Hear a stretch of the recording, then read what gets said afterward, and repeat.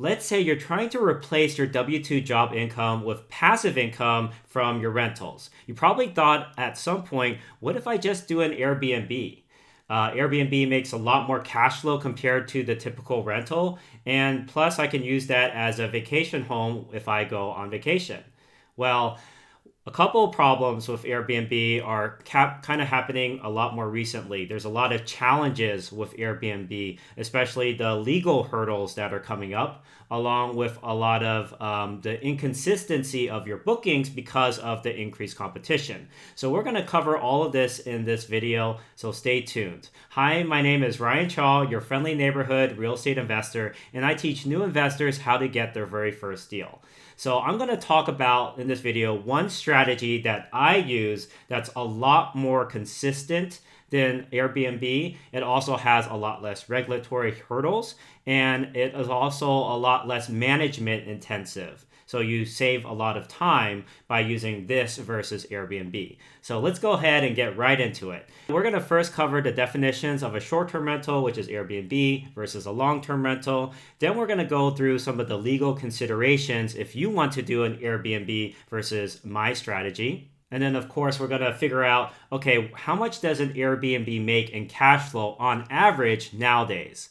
And we'll compare that to how much cash flow I make on my strategy. And then we'll go through how consistent is Airbnb actually? What's the typical occupancy rates that you can expect at an Airbnb versus for my strategy, what's the typical occupancy rate? Then we're going to go over the general management intensity of an Airbnb versus my strategy, how to succeed in Airbnb versus how to succeed using my strategy, and then my overall take on Airbnb versus using my strategy.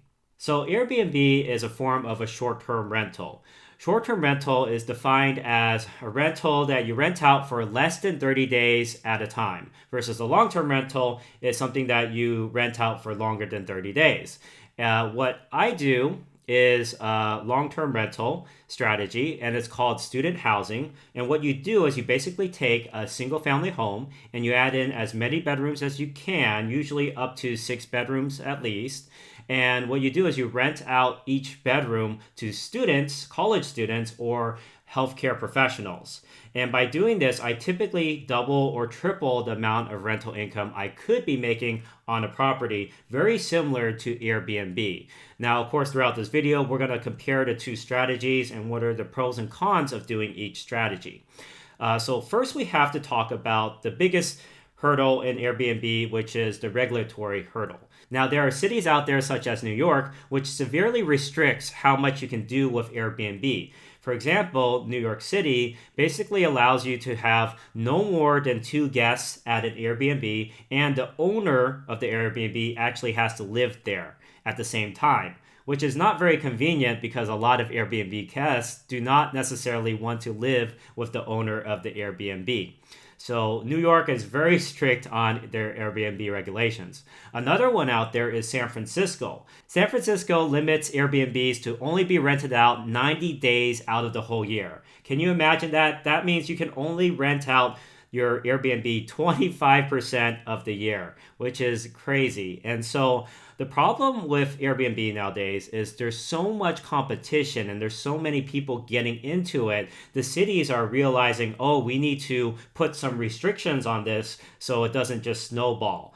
There are definitely some cities out there where there's so many Airbnbs that it's actually crowding out the normal residents living there and driving up home prices. So cities are trying to put some regulations on it so that it restricts how much Airbnb owners can do, which if you're into Airbnb, obviously does not work in your favor. Now let's compare that to my strategy, which is student housing. There's usually very little restrictions around student housing. Sometimes you can have something called occupancy limits, which limits how many unrelated tenants there are at a house. There might be a limit on having only 5 unrelated tenants. But with that being said, as long as you do something like a change of use permit, which allows you to change the use of the house to a rooming house or boarding house, you're allowed to have multiple tenants at your property. And what I would do is always consult a legal attorney to determine, hey, if I'm doing student housing in this city, are there any regulations restricting how many unrelated tenants I can have? And if so, can I do something like a change of use permit or maybe a zoning variance or something like that? All right, next let's go into the ROI or return on investment potential of Airbnb versus my strategy. So Airbnb is really good in that it makes more than the traditional rental. That much is pretty clear.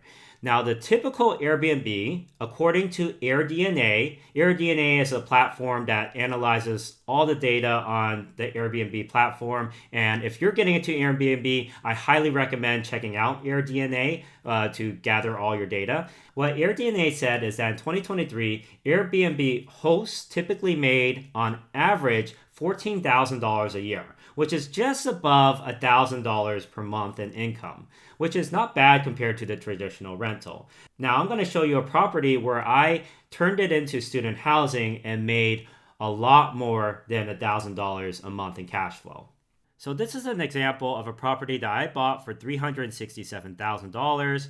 I had it as a 10-bedroom property where I rented it out to 10 tenants, paying about $6,550 per month, while the mortgage payment was only about $2,300 a month. So my cash flow on this property was about $4,200 per month, which is pretty insane.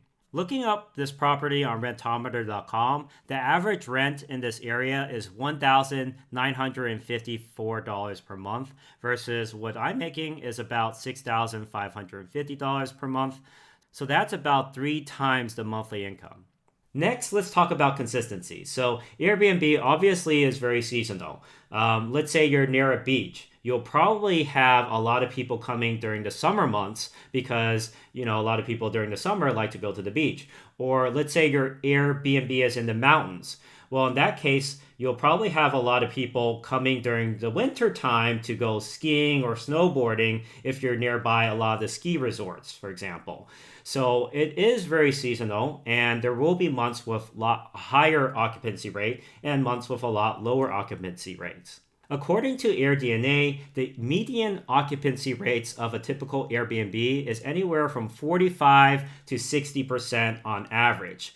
And on peak months, it might go up to 80 or 90%, but in low months, it might go as low as like 30% occupancy or less. So you have to realize there's definitely seasonality for Airbnb, and you're not going to always be fully booked. It also depends on the competition in the area, if there's other choices out there for people. And so you really have to think about that when you invest in Airbnb because it's not going to be 100% consistent.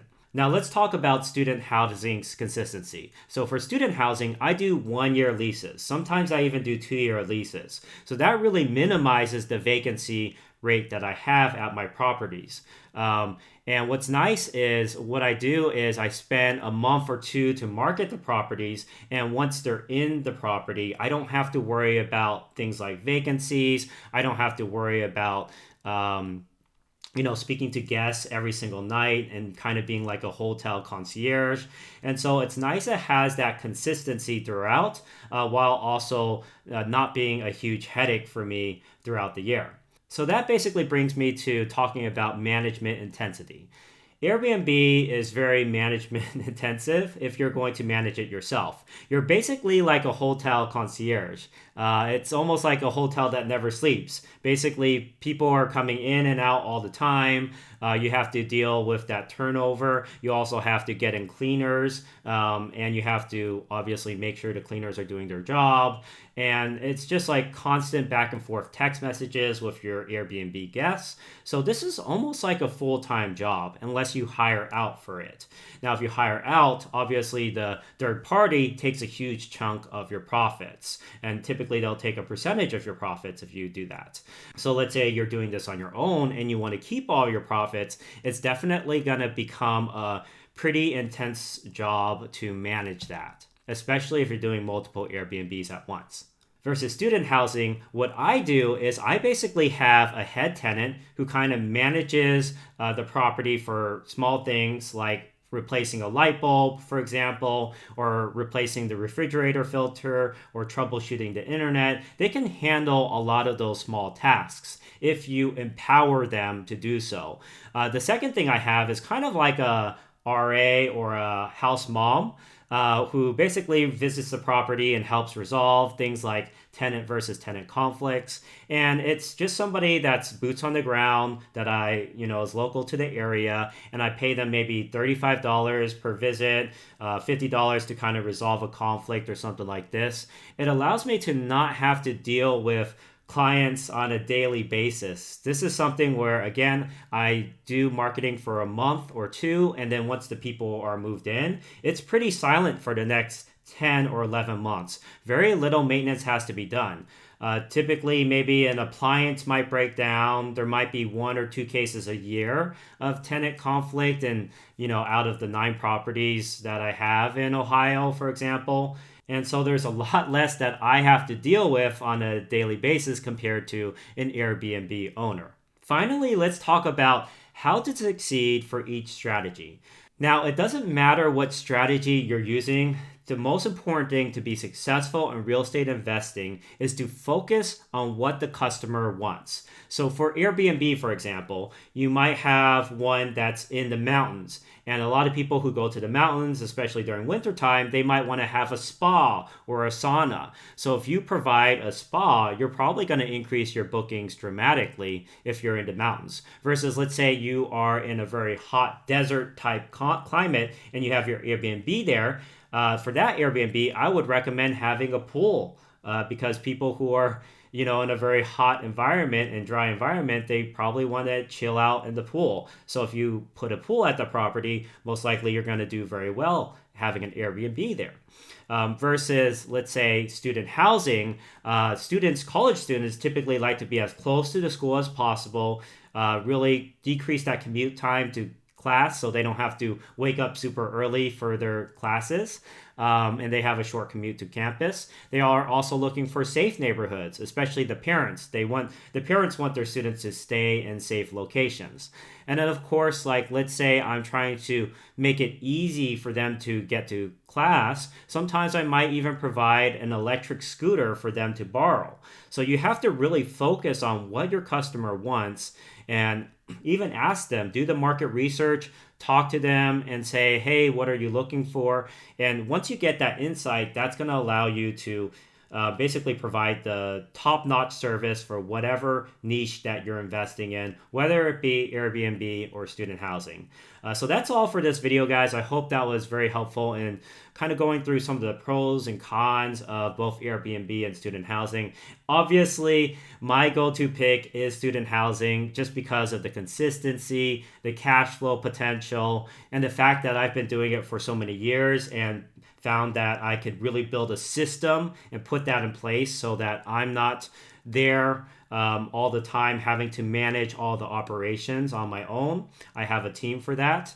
And if you guys have any questions about Airbnb or this strategy, the student housing strategy, please feel free to put your questions in the comments down below so I can get back to them. I get back to every single question that you guys post on my YouTube channel. So feel free to take advantage of that. And if you enjoyed this video, don't forget to like and subscribe so that it can reach more people who are really struggling with getting started in real estate investing. Share it with your friends, and I'll see you on next week's video. Thank you.